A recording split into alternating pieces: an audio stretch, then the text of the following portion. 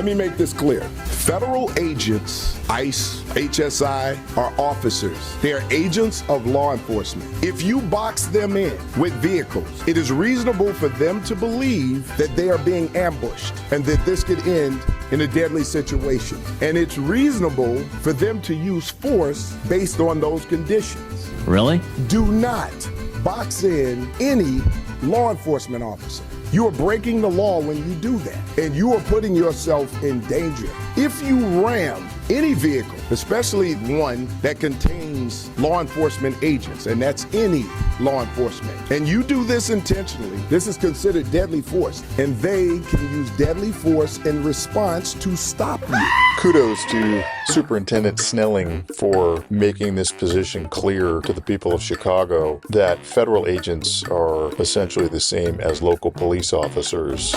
And if you are harassing them during the performance of their duties, or more particularly and more seriously, if you make the foolish decision to ram one of their vehicles or disobey one of their orders, try to run one of them over with your car, or do anything that could cause great bodily injury or death to the officer, you should expect to be shot. No! An officer at the scene of an arrest does not have the luxury of time to make a decision. The decisions the officers have to make in the field are based on their perception of the totality of the circumstances at the time when they're making the decision. And if they get it wrong, they could wind up dead or seriously injured. For the protesters who have an issue with what the ICE agents are doing, they could peacefully protest. If you don't know what that looks like, it looks like standing on a sidewalk holding a sign and making your voice heard. Not standing in front of a law enforcement officer, impeding his progress, not boxing in a law enforcement officer with your vehicle, not driving your vehicle, accelerating your vehicle toward a law enforcement officer who's telling you to stop. Those are not parts of your First Amendment rights. Damn! If you're part of a crowd or even just an individual who has taken it upon him or herself to follow around law enforcement officials while they're conducting their duties, you should expect those law enforcement officers are going to identify you as a potential threat. Of course, in Minnesota, the state and local elected officials are inducing the lunatic fringe of the citizenry there to come out into the streets and do foolish things. That's what the governor and the mayor, many of the elected officials in Minnesota are asking, essentially, their citizens to do. None of this stuff is hard to understand. And again, tip of the hat to this superintendent for making the point. I just want to say that I'm so sorry.